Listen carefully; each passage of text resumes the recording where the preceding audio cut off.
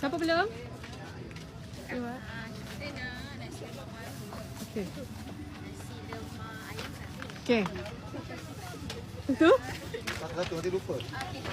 Dia tak nafas tau nak order ni. Tak apalah. Ini semua boleh? Boleh. Sambal sekali asin? Sambal. Ha? Sekali. Sekali. Sekali sesen. Awak dah sampai depan awak, jangan nervous awak.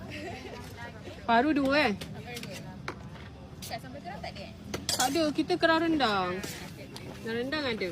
Sambal tak ada. Yes, betul. Terima RM34.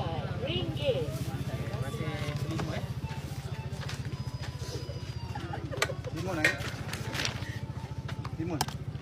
Eh, Tak air tu. Dah orang. balik kita settle ni. Dia tak tahu bini dia boleh satu. Sambal sekali, paru kan? Daging goreng. Kata orang makan ke?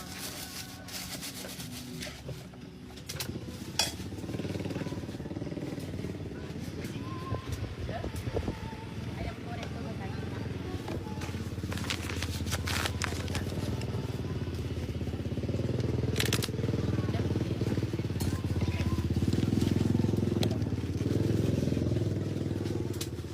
Lagi? Ayam satu. Ayam satu. Ayam nak bagai mana?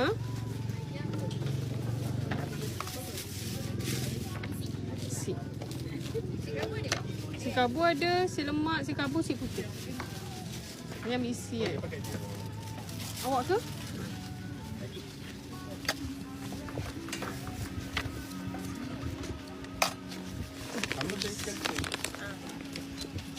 Ambil plastik tak belakang. Plastik tak belakang.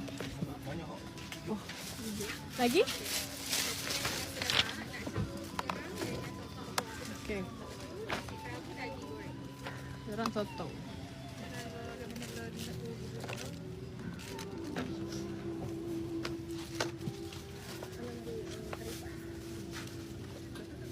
Kerang sotong. Kerang rendang ya, Wak?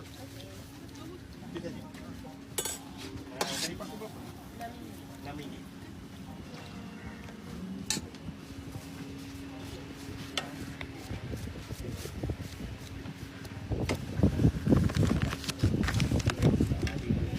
Ini yang ayam tak.